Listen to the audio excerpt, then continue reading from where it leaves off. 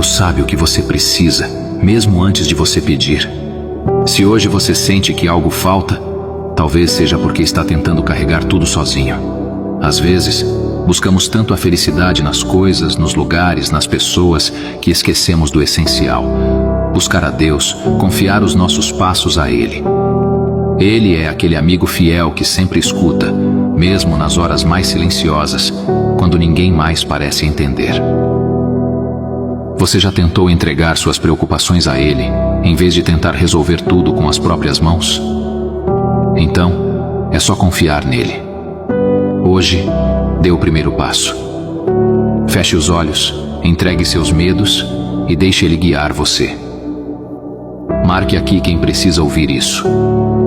Que juntos possamos fortalecer nossa fé e lembrar que nada é impossível para Deus.